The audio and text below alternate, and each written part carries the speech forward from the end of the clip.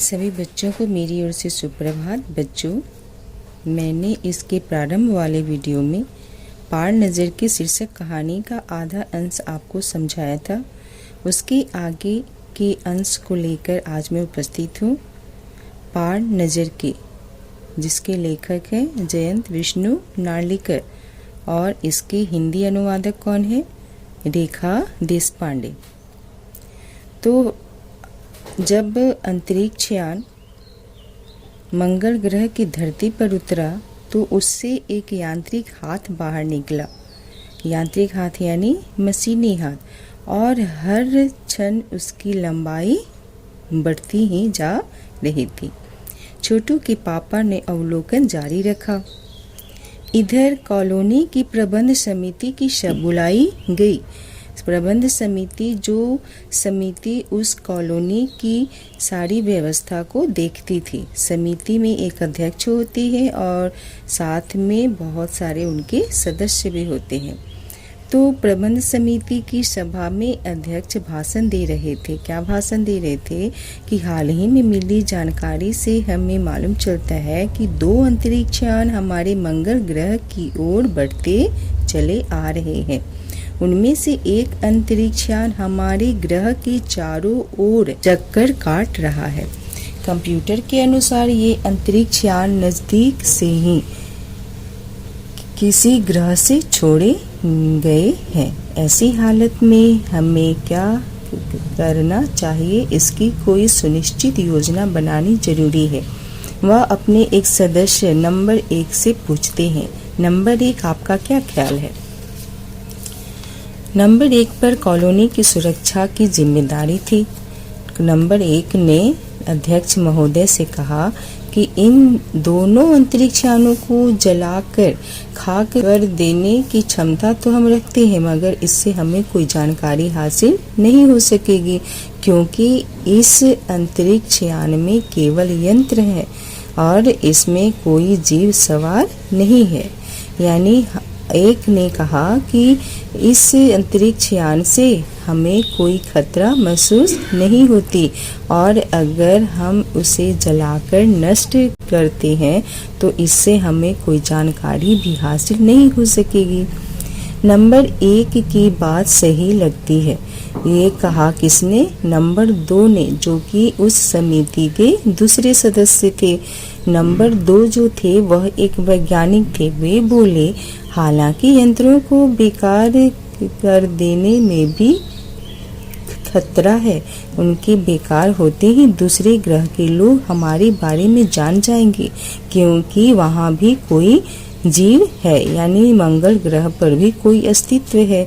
इसलिए मेरी राय में हमें सिर्फ अवलोकन जारी रखना चाहिए। जहाँ तक हो सके हमें अपने अस्तित्व को छिपाए ही रखना चाहिए।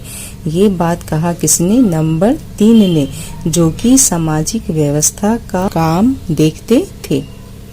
नंबर 3 ने कहा कि हो सकता है कि जिन लोगों ने अंतरिक्ष यान भेजे हैं वे कल को इनसे भी सक्षम और बड़े अंतरिक्ष यान भेजे।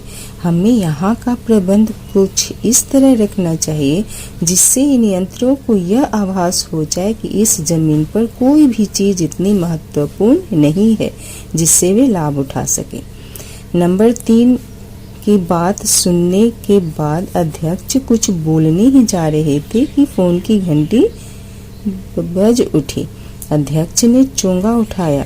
1 मिनट बाद सभा को संबोधित करते हुए उन्होंने कहा, भाइयों, अंतरिक्ष यान क्रमांक 1 हमारी जमीन पर उतर चुका है। वह दिन छोटू के लिए बहुत ही महत्वपूर्ण दिन था, क्योंकि पापा उसे कंट्रोल रूम ले गए थे।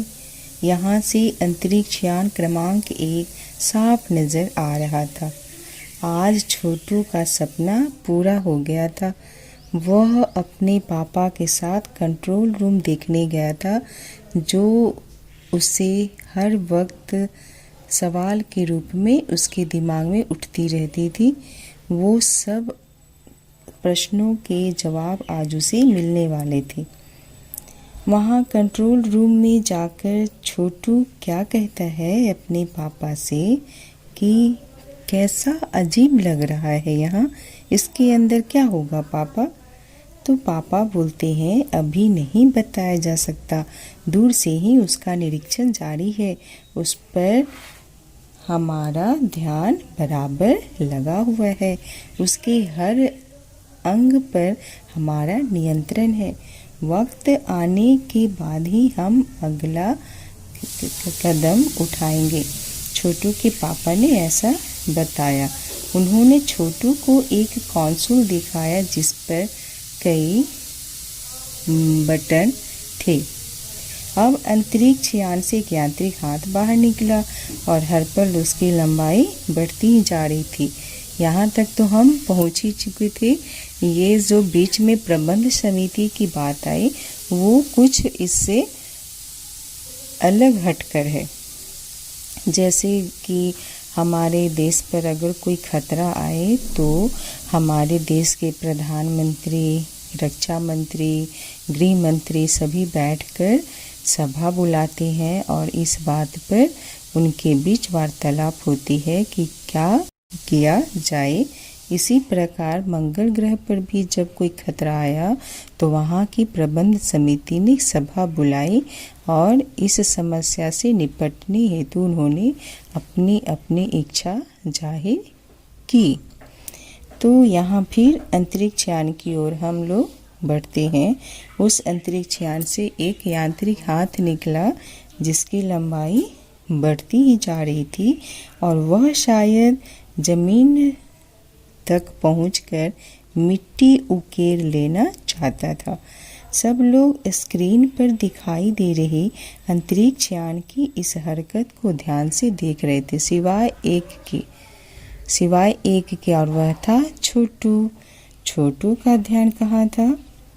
छोटू का ध्यान था कंसोल पैनल पर। कंसोल का एक बटन दबाने की अपनी इच्छा को वह रोक नहीं पाया और उसने लाल बटन अचानक क्या किया? दबा दिया और सहसा खतरे की घंटी बजी। सबकी निगाहें कंसोल की ओर मुड़ गई। पापा ने छोटू को अपनी तरफ खींचते हुए एक झापड़ लगा दिया और लाल बटन को पहले की तरह ला रखा। मगर उस तरफ अब अंतरिक्ष यान के उस यांत्रिक हाथ की हरकत जो थी वह सहसा रुक गई। यंत्र बेकार हो गया था। उधर पृथ्वी पर national aeronautics and space administration, जिसका संक्षिप्त नाम है नासा, द्वारा प्रस्तुत वक्तव्य ने सबका ध्यान अपनी ओर आकर्षित कर लिया। वह वक्तव्य क्या था? मंगल ग्रह की धरती पर उतरा हुआ अंतरिक्ष यान वाइकिंग अपना निर्धारित कार्य कर रहा है। हालांकि किसी अज्ञात कारणवश अंतरिक्ष यान का यांत्रिक हाथ बेकार हो गया है। नासा के तकनीशियन इस बारे में जांच में लगे हुए हैं और ताकि उस यांत्रिक हाथ को दुरुस्त किया जा सके। इसके कुछ ही दिनों बाद पृथ्वी के सभी प्रमुख अखबारों ने छापा, नासा के तकनीशियनों को रिमोट कंट्रोल के सहारे वाइकिंग को दुरुस्त करने में सफलता मिली है। यांत्रिक हाथ ने अब मंगल की मिट्टी के विभिन्न नमूने इकट्ठे करने का काम आरंभ कर दिया है। यानी छोटू की हरकत के कारण उसका यांत्रिक हाथ जो रुक गया था उसमें कोई हरकत नहीं हो रही थी। वह बाद में नासा के तकनीशियनों के द्वारा दुरुस्त यानी सही कर लिया गया और वह यांत्रिक हाथ मंगल ग्रह की मिट्टी के विभिन्न नमूने लाने में सफल रहा। पृथ्वी के वैज्ञानिक मंगल की इस मिट्टी का अध्ययन करने के लिए बड़े उत्सुक थे। उन्हें उम्मीद थी कि इस मिट्टी के अध्ययन से इस बात का पता लगाया जा सकेगा कि क्या मंगल ग्रह पर भी पृथ्वी की ही भांति जीव सृष्टि का अस्तित्व है? और यह प्रश्न आज भी एक रहस्य है।